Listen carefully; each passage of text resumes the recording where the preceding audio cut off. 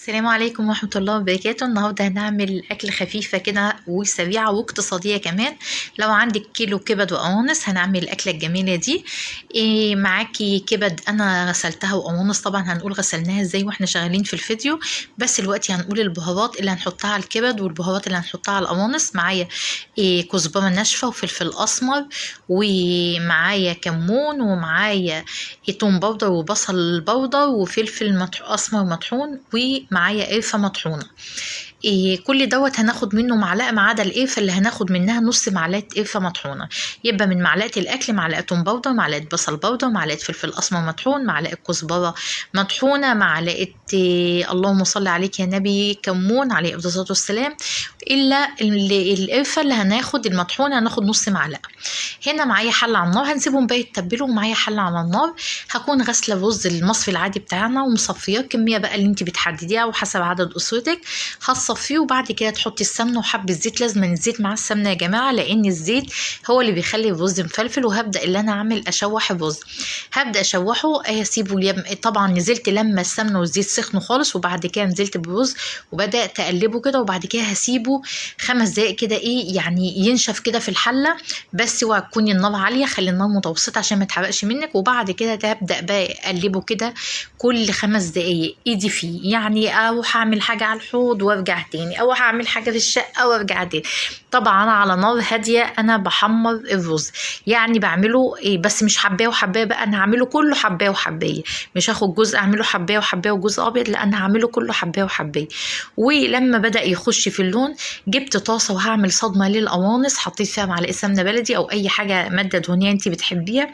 والقوانص طبعا دي انا غسلاها ومقطعاها طبعا بخل، غسلاها بخل ودقيق وليمون، وحاطه فيها كنت نقع في الميه بتاعتها شرايح ليمون وعودين قرفه خشب. والكبد كنت غسلاها نفس الغسله دي بس في طبق لوحدها مش مع القوانص. وبعد كده خدت الكبد يا جماعه وحطيت عليها حبه لبن، نقعتها في اللبن بتاع ساعتين 3 كده.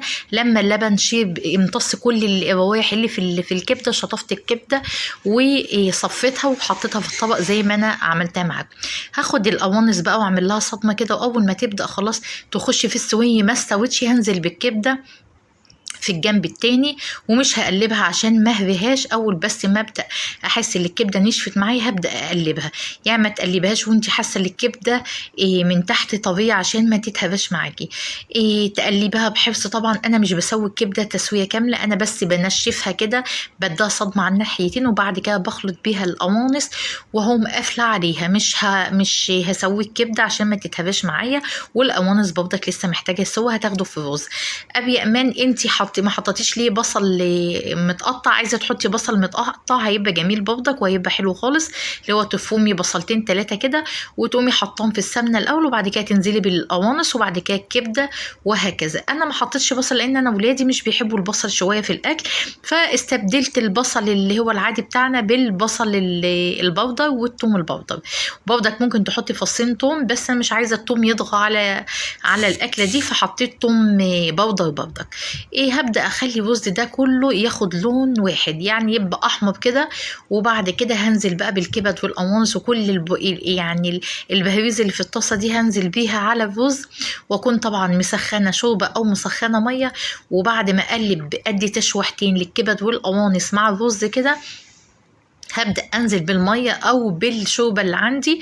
وخلي بالك تكوني في اللحظة دي أول ما بتشوحي الكبد والقوانص مع رز تهدي النار، لأن أول ما هتنزلي مية سخنة أو شوربة سخنة هتلاقيها نشفت معاكي وبتمتص الشوربة بتاعتها لدرجة أنت مش قادرة تحددي هي محتاجة مية ولا لأ. وبعد كده بعد ما حطيت ميتها طبعا وظبطتها وهديت عليها النار أول ما غلت، وسبتها تستوي على نار هادية وقدمتها زي ما انتوا شايفين كده. ما شاء الله لا قوة الا بالله. كان طعم الطبق جميل.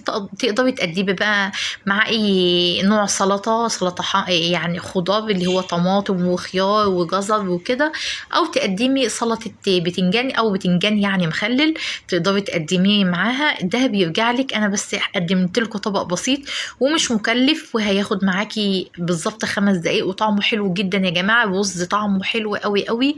يا رب كل حاجة بقدمها تكون نالت اعجابكم. يا رب رزقنا القبول. طبعا انا لو لاحظتوا ان انا ما كانش معايا كيزان، لان احنا عندنا مش بناكل الكيزان.